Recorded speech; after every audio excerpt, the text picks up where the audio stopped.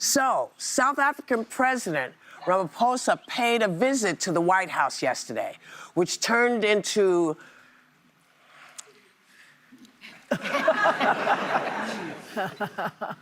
a surprise presentation on conspiracy theories of a white genocide in his country. Take a look. You have many people that feel they're being persecuted and they're coming to the United States. So we take from many locations if we feel there's persecution or genocide going on. We do allow them to take land. Nobody can take land. And then when they take the land, they kill the white farmer. And when they kill the white farmer, nothing happens to them. No, there is Nothing happens to them. There is criminality in our country. People who do get killed, unfortunately, through criminal activity, are not only white people. Majority of them are black people.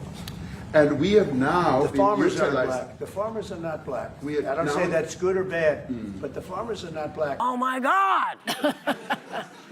So between ambushing Zelensky and this, why would world leaders continue to come to the White House? Okay, well, first of all, this is the problem with getting all your information from Laura Loomer and Elon Musk. Yeah. Because this is what they're going to deal you. And it was false conspiracy theory. One, the fact that the president of South Africa was trying to share was that data collected by white farmers themselves, these are the white farmers, has counted 1,363 white farmers murdered since 1990, which is an average of 40 a year, far less than 1% of total murders. The rest are all black people. So there's no genocide going on. There's a crime problem. No genocide. But the thing he's talking about, because usually all conspiracy is taking bits of fact and then just choosing your own adventure, is the government will occasionally come to remedy some of the problems with apartheid that happened for 50 years in that country. They will come and with compensation, and return, they will take the land occasionally back. So what he did is he took two little seeds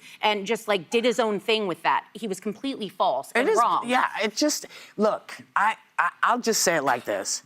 I made movies in South Africa. I've been in South Africa. I sent your son to South Africa, to talk to people that I know who still live there. There's no white genocide, okay? There's not a genocide happening. There is crime, as there is all over the world. Yeah.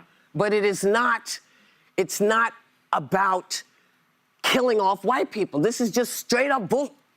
That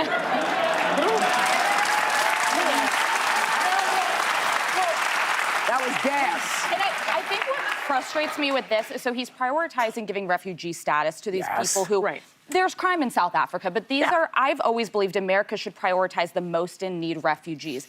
And right now, it's set to later this year, Afghan refugees who are here are going to be sent back to Afghanistan. And we know they'll be subject to beatings, to jailing, and even to killing. And some of those are people who served alongside U.S. forces as translators and interpreters.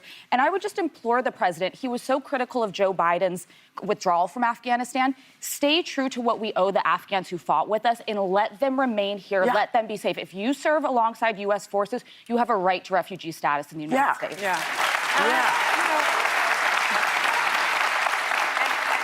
I would also mention, you know, the Venezuelans that Haitians, and other refugees that have been here, have been doing the work, paying their taxes, been paying taxes, it goes to Social Security, all that, you know, all of our needs, and it's just despicable.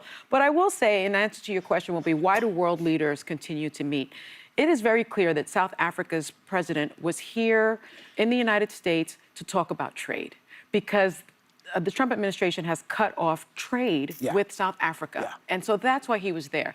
And I think he was very prepared for the ambush. I think he was very skilled. I think he was magnificent. He was magnificent, and he acted like a leader. I don't understand. I don't understand. I think leaders come from around the world, and you're right. They're doing what they feel is the right thing. They're meeting with the American president, and blah, blah, blah. But this is some crazy stuff, man. Yeah, it was. The Zelensky thing made me crazy, and this made me crazy. Go ahead. The president stood up to him, and he was actually amusing. If you watch this clip, watch this. I'm sorry, I don't have a plane to give you, I wish you did. I take it. I would take it. If your country offered the United States Air Force a plane, I would take it. Okay. Yeah. You know the story. Well, of the you know plane from please. Qatar or Qatar. They say it in two different ways. say, I never know. But I mean, that plane that now he's accepting. I understand that the United States has accepted the plane.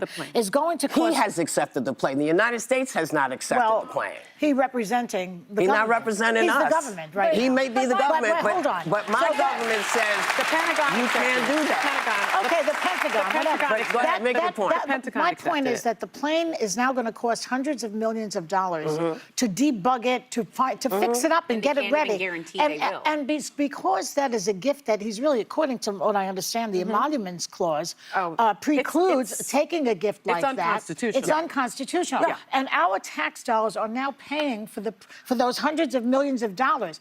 Does that make us complicit in the emoluments clause? I do not want to go to jail for this. Explain, please. It certainly is unconstitutional. I mean, when you're a federal unconstitutional. worker, and especially when you're the chief executive, you are not supposed to take any sorts of gifts. We've had stories from Biden. We've had stories from Ari Emanuel. Yes, we've had stories from President Obama. Bob Menendez is Bob going to jail, Menendez is going to jail for this. for taking Qatari But bribes. who takes a Taking plane, bribes. the very transportation of the most private information of our country, and says, let's take it from a nation that supports and finances terrorists, but we'll just take your plane? Like, I'm nothing. surprised he wants it for that reason alone. I don't know how you could Why does he want it, actually do you secure think? it. Because he's the Because king? it- because he it wants to goes- go around the world like the king? It's or a what? fabulous plane. plane, but I don't know how you make it secure from a It's national a free security plane, and then it perspective. goes to him and his presidential library. So it becomes Yes, but his plane. but we You mean all that- know that that's BS. Okay. No. He's not giving that to his presidential library. He's going to take it, he's going to fly and use it. But he's not supposed to have it. I got the Constitution right here. He's not supposed to have the plane. Okay? You know, and if you know, people always want us to be respectful and do the things and talk about the stuff we talk about. We can do all of that.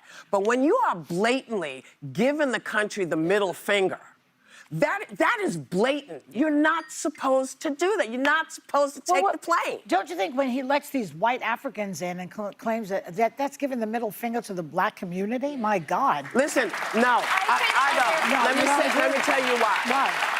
I don't think so, because that finger has never gone down. Okay, fine. Well, think- let's say it's gone higher. I think that there are refugees who are far more in need, and those are the people that are being disrespected. Yeah, you know, there's so much we need in this country, not so much the plane, you know?